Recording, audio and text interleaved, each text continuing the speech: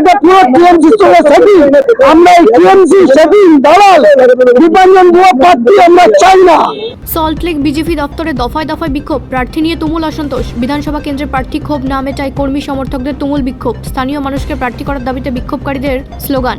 সল্টলেকে BJP দপ্তরের সামনে অশান্ত পরিবেশ। শনিবার কেন্দ্রীয় স্বরাষ্ট্রমন্ত্রী অমিত শাহ কলকাতা ছাড়ার পরেই সল্টলেকে বিজেপি অফিসের সামনে তুমুল বিক্ষোভ শুরু হয়। বিধানসভায় দীপাঞ্জন গুহকে আমরা চেঞ্জ করতে চাইছি। দীপাঞ্জন গুহ ছাড়া চন্দননগরের যে কোনো প্রার্থী দেবে আমরা মেনে নেব, কিন্তু দীপাঞ্জন গুহকে মানবো না। দীপাঞ্জন গুহ চন্দননগরে 2021 সালে নারায়ণ বিশ্বাস আমি সঙ্গে ছিলাম 2021 সালে দীপাঞ্জন গুহের সঙ্গে। দীপাঞ্জন গুহ হচ্ছে টিএমসি দালাল। দীপাঞ্জন গুহ যখন 21 সালে ভোটটা যখন ভুলটি হচ্ছে, ভুলটির পরে দীপাঞ্জন গুহ বলছে ভুলটি শেষ হলো না, শুরু হয়েছে, তখন দীপাঞ্জন গুহ সবাইকে টেনে বার করে নিয়ে চলে এসেছে। তার মানে এটা পুরো টিএমসি সঙ্গে সেটিং। আমরা এই টিএমসি সেটিং দালাল দীপাঞ্জন গুহ প্রার্থী আমরা চাই না। আমরা এখনো পর্যন্ত এক একজনের 4-5টা করে কেস খেয়েছি। আমি 14 দিন জেল খেটেছি। 14 দিন জেল খাটার পরেও আমি পার্টির মধ্যে দাঁড়িয়ে আছি। আমার বাড়ি ভেঙে দেওয়া বলেছিল 2021 সালে। আমার শরীর খারাপ হয়ে গেছে, আমার একটা কান চলে গেছে স্ট্রোক হয়ে, তবু আমি পার্টি ছাড়িনি। আমি 2006 সালে বিজেপি পার্টিতে ঢুকেছি, এখন আছি, ভবিষ্যতেও থাকবো। কিন্তু দীপাঞ্জন গুহকে চন্দননগরে একটা প্রচার করতে দেবো না, একটা মিছিল করতে দেবো না, মিটিং করতে দেবো না। দীপাঞ্জন গুহ বলেছে যে 30 তারিখ অব্দি কেউ দেয়াল লিখবে না। এই কথাটা দীপাঞ্জন গুহ বলেছে। কেন বলেছে দীপাঞ্জন গুহ? একটা প্রার্থী হয়ে সে বলছে 30 তারিখ অব্দি দেয়াল লিখবে না। একটা প্রার্থী বলতে পারে যে 30 তারিখ অব্দি দেয়াল লিখবে না? কেন এই কথাটা বললো দীপাঞ্জন গুহ? প্রত্যেকটা মন্ডল প্রেসিডেন্টকে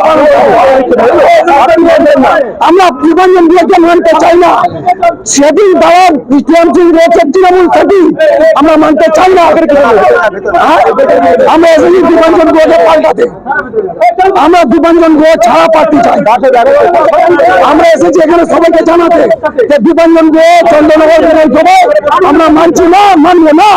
দীপাঞ্জন গুহকে মানছি না, মানবো না। দীপাঞ্জন গুহকে ডাকন দেবে যে আমাদের বহিরাগত, কিন্তু আমাদের এখানে আসেও না। কোনদিন 5 বছর আগে দাঁড়িয়েছিল, তারপর কর্মীরা মার খেয়েছে, কোনো বিপদ আপদে আসেনি। তৃণমূলের সাথে সেটিং করে ও আবার দাঁড়িয়েছে। সার্ভে রিপোর্টে আলাদা নাম, ও আলাদা কোনোভাবে টাকা খাইয়ে করেছে। এটা যে টাকাটা তুলে নিয়ে যাবে, কোনো মন্ডল সভাপতি ওর সাথে নেই, কোনো লোক ওর সাথে নেই, কোনো আন্দোলনে নেই।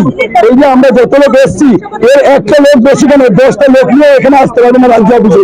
ও সেই লোকও নেই, কিন্তু সবাই মন্ডল সভাপতি কেশিয়ার সব করে রেখে দিয়েছে টাকার জন্য। আমরা আজকে এসে প্রার্থী চেঞ্জ করার জন্য।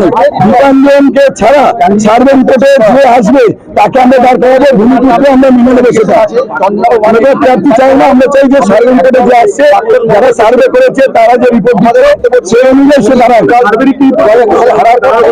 তারা সার্ভে রিপোর্টে তার নাম এসছে আমরা জানি না, কিন্তু ওকে দাঁড় করে ওকে সার্ভে রিপোর্টে কোনো নাম আসবে না। কোনো আন্দোলন নেই, কোনো দায়িত্ব নেই, কারো পাশে থাকে না, 4 বছর 5.5 বছর নেই, কোনোভাবে সম্পর্ক হয়ে বসে আছে। আমি তো শিক্ষা নিচ্ছি চুচুড়ে থাকি, চন্দননগরে এসছে কেন? ওটা বললে আমাদের কেউ চেনে না, জানে না।